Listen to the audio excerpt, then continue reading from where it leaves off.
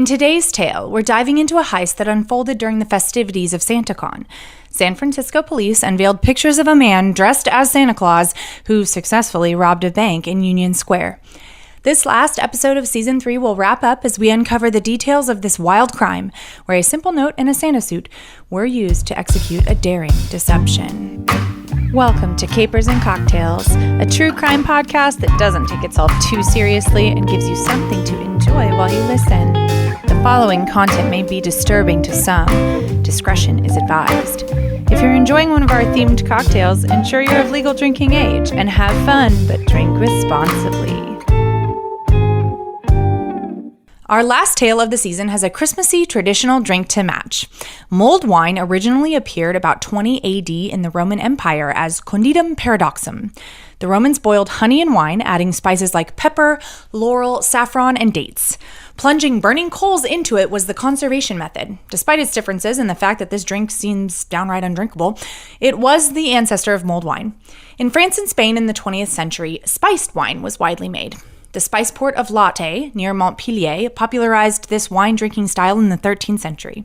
Henry III, King of England, drank this popular drink. Count John V popularized mulled wine in Germany in 1420, and King Gustav I liked it in Sweden.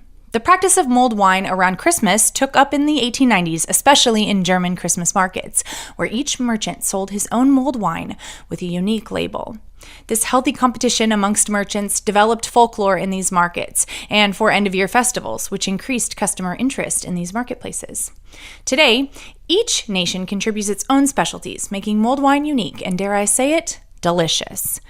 So listen, there are amounts listed for this drink in the recipe, hint, hint, in the description box, but this drink, in my opinion, is more of a measure with your heart kind of drink. Take that information as you will, but remember, this drink has been made for over 2,000 years, and there's no way that everyone always had the exact amounts of ingredients. Experiment with it. Have fun. For the cocktail, take a bottle of dry red wine, some brandy, some orange liqueur, a sliced orange, some cloves, and some cinnamon sticks, and add it to a pot. You'll also add maple syrup to taste, but in my opinion, it doesn't need much.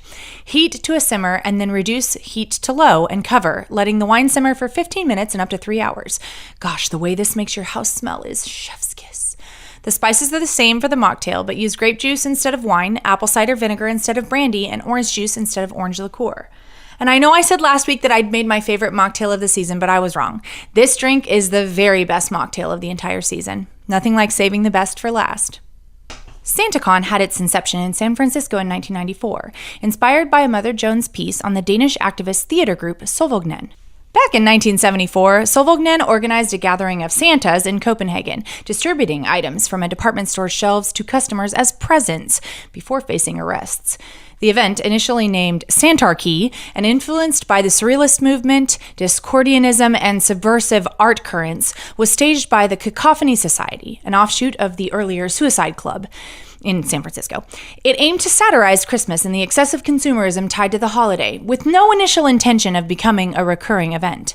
Despite its original one-time plan, SantaCon resurfaced in San Francisco in 1995 as a Cacophony Society event, attracting 34 participants and resulting in at least 2 arrests. The participants, dressed in their finest Santa suits, marched through the streets of San Francisco and crashed a couple of elite parties. According to one of the founders, John Law, it was designed to shock people and put them into a different reality. The phenomenon then spread to Portland in 1996, Seattle in 1997, and Los Angeles and New York in 1998, where John himself led 200 Santas in caroling up Fifth Avenue. This marked the beginning of SantaCon's evolution, reaching 44 countries with diverse versions and interpretations. In 2013, events were scheduled in 300 cities globally, including New York City, London, Vancouver, Belfast, and Moscow. The New York SantaCon, hosting an estimated 30,000 participants in 2012, stands as the largest, while other gatherings, like the one in Spokane, Washington, remain smaller and more subdued. The event has been known by various names, including SantaCon, Santa Rampage, the Red Menace, and Santapalooza. Today, SantaCon is really considered an annual pub crawl, full of people dressed up as Santa, parading in hundreds of cities around the world. A December 2015 article in Vox described SantaCon as, quote, a roving, loosely organized event where people dress like Santa Claus, elves, or other holiday figures and parade around a city in varying states of sobriety. Comparable to other adult party days like St. Patrick's Day or Halloween, it's not organized by one particular group, though there is occasionally a dominant organization in a city with varying degrees of cooperation with local businesses, end quote.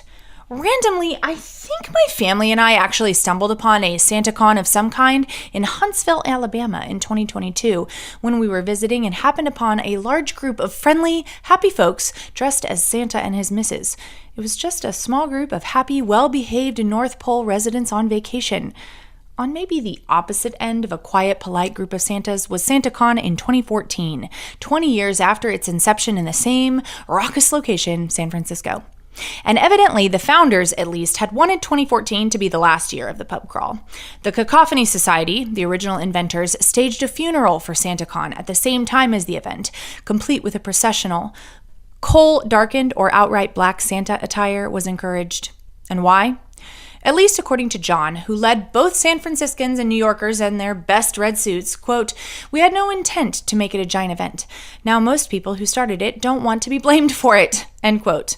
And I can't describe what the event looked like better than columnist Meredith Hoffman, saying that the once small, spontaneous event is not what it once was. Saying, quote, "Now thousands of sloshed Kris Kringles, elves, and snowmen gather at a single meeting place at 10 a.m. on a designated day in December and stagger from bar to bar, covering the streets and sidewalks with vomit and garbage while antagonizing passersby, brawling with one another, and creating both traffic and pedestrian congestion," end quote.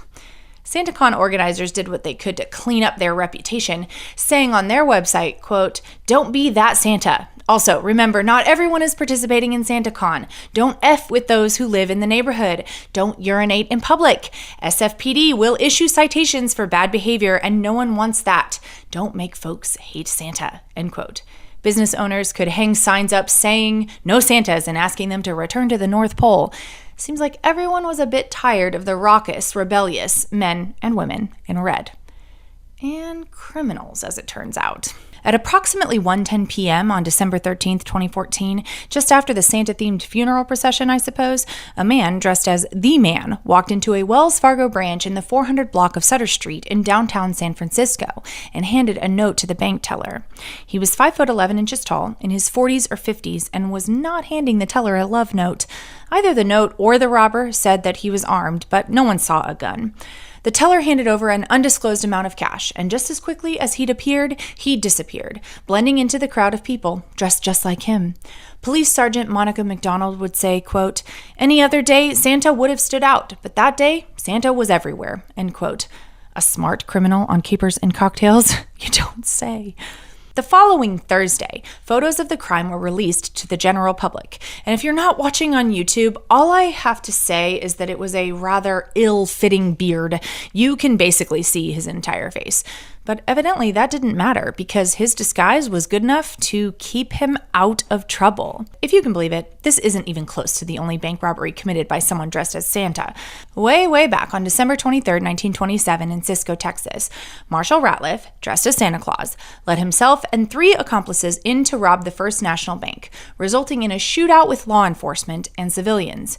The heist led to the death of Police Chief G.E. Bitt Bedford and Deputy George Carmichael, a manhunt, and subsequent convictions of the robbers, with Marshall, Santa not himself, being lynched by an enraged mob in Eastland County.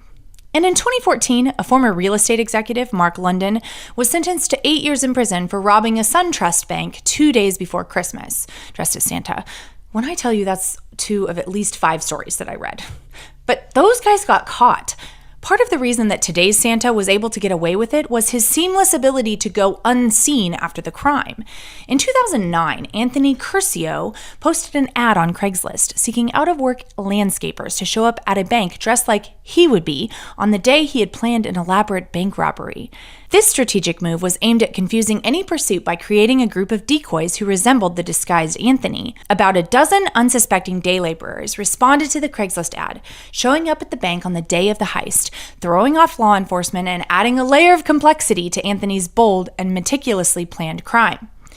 Anthony did end up getting caught and was sentenced to 6 years in federal prison, but you gotta admire his gumption and cleverness.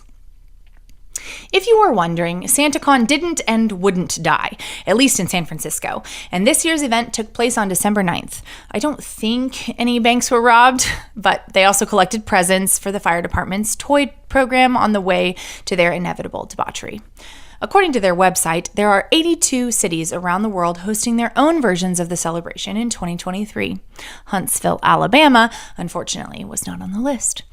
And as for our Santa, well, the statute of limitations on this crime passed 3 years ago, so it turns out that the Santa suit and Santa Friends decoy was a foolproof plan, at least in this case. Thanks for hanging out with me. I'm thankful for every one of you for your support of Capers and Cocktails. Many of you have been listening from the beginning in 2021, and I'm really thankful that you're still here as we head into season 4. And we have some great episodes coming up. Cults, heists, and dumb criminals, oh my! And all kinds of new cocktails and mocktails to go along with them naturally. I hope that you have a safe, warm, and fun holiday season and take care of each other. Make sure that if your friend or family member wants to dress up as Santa, they stay at home, or at least have someone chaperoning their shenanigans. I'll see you in January, and remember, there are always alternatives to robbing a bank, whether or not you're dressed up as Santa.